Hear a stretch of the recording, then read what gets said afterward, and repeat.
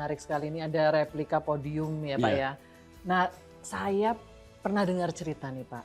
Katanya setiap Bapak akan berpidato di depan forum besar nih, khususnya internasional, Bapak selalu berlatih sehari atau di malam sebelumnya. Itu benar nggak Pak? Benar.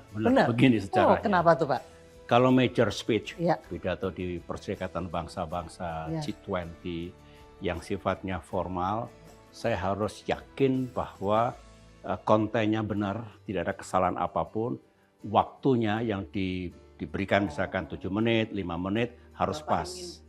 Ya, oleh karena itu saya bikin rehearsal a night before, sekian jam sebelumnya, dan ternyata waktu saya bicara lebih confident dan alhamdulillah ya pidatonya bagus. Jadi jawabannya ya. Saya boleh izin ya Pak? Boleh. Sekali-kali saya tampil di sambil sini. Lihat speech ada prompter.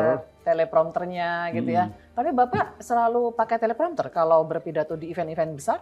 Tidak selalu. Tidak selalu ya Pak? Tetapi belakangan memang lebih sering karena bagus saya bisa melihat langsung audiens daripada melihat ke bawah gitu. Lebih interaktif gitu ya Pak ya? Cuma tidak boleh kaku. Nah makanya itu yang perlu dilatih itu Pak. Harus berlatih supaya natural. Kalau untuk podium-podium besar gitu ya, apa Pak yang pernah Bapak jalani dan yang paling prestisius mungkin? Tentu kalau saya mendapat kesempatan pidato di Perserikatan Bangsa-Bangsa, bukan hanya dalam General Assembly, tapi ada forum khusus saya terpilih untuk menyampaikan pandangan saya sebagai pemimpin Indonesia. Kemudian saya pernah berbicara di Harvard University juga. FOMI itu juga prestisius, kemudian di West Point, di Amerika Serikat, Akademi Militer yang terkenal, itu pertama pada saat merumuskan SDGs, saya juga pidato, ini juga podium yang prestisius. Nah, setelah tidak lagi menjabat sebagai presiden ya, Bapak kabarnya masih sangat aktif ya di berbagai forum internasional, termasuk sebagai pembicara ya, karena saat kami hubungi untuk arrangement wawancara ini, Bapak sedang berada di Amerika waktu itu, menjadi pembicara juga. Nah, apa Pak concern utama Bapak yang membuat Pak SBY begitu aktif di berbagai forum internasional ini? Kebetulan yang sering mengundang saya di berbagai forum itu topiknya berkaitan dengan geopolitik, international peace and security, that's number one. Kadang-kadang juga tentang global economy yang sangat dinamis. Dan yang tidak kalah pentingnya berkaitan dengan climate. Bagaimana ya, Pak, dunia bersatu untuk mengatasi krisis iklim, krisis lingkungan. Saya juga ikut Club de Madrid, itu para mantan presiden, perdana menteri terpilih di situ, saya masih aktif.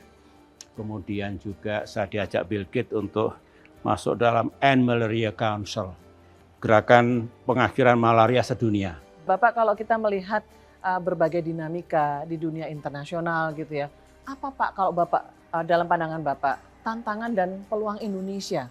Kita ini sekarang member of the G20, 20 ekonomi terbesar dunia, Indonesia di dalamnya sejak 2008. Kita ini the biggest country in ASEAN. Kita juga aktif partisipan di Perserikatan Bangsa-Bangsa, sebagaimana dulu saya aktif dalam penanggulangan iklim dan juga Sustainable Development Goals. Artinya dengan standing Indonesia as a global player dan regional power, jangan disia-siakan.